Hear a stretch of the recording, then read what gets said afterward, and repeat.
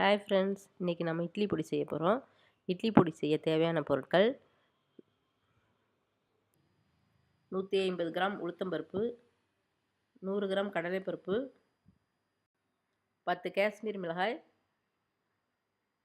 10 காஞ்ச மிளகாய், 10 பல்லு பூண்டு, 5-6 துண்டு பெருங்காயம், 5 கொத்து கருவேப்பிலை, 1 ஸ்பூன் கல் உப்பு, 3 ஸ்பூன் தனியா, 3 ஸ்பூன் நல்லெண்ணெய்.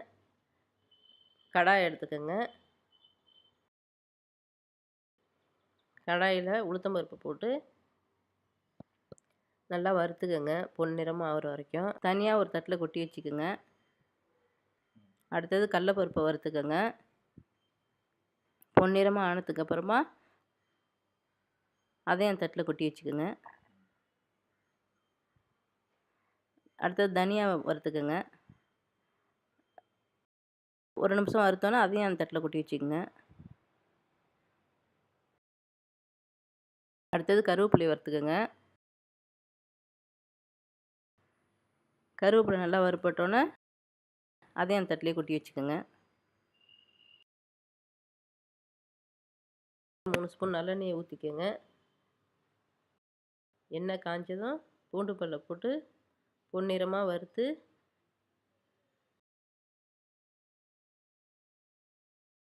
மற்ற பொருட்களோடு சேர்த்து வச்சுருங்க. அதே எண்ணெயில் பெருங்காயத்தை போட்டு பொரிங்க. பொரிஞ்சதுக்கப்புறமா காஞ்ச மிளகாயும் போட்டு ஒரு 5 நிமிஷம் அடுப்பை சிம்மில் வச்சு நல்லா வருங்க. மறுபடியும் எல்லா பொருட்களையும் அதோடு சேர்த்துக்கோங்க. சேர்த்து நல்லா வறுத்துக்கிட்டே இருங்க. நல்லா கிளறி வறுத்துக்கிட்டே இருங்க. கூடவே உப்பு சேர்த்துக்குங்க. அதை ஒரு 5 நிமிஷம் அப்படியே வறுத்தோன்னா நல்லா செவந்துடும். மறுபடியும் அதை ஒரு தட்டில் கொட்டி ஆற விடுங்க. ஒரு 10 நிமிஷம் நல்லா ஆறுனதுக்கப்புறமா மிளகாவில் உள்ள காம்பெல்லாம் எடுத்துருங்க. எடுத்துட்டு மிக்ஸி ஜாரில் போட்டு அரைச்சிருங்க.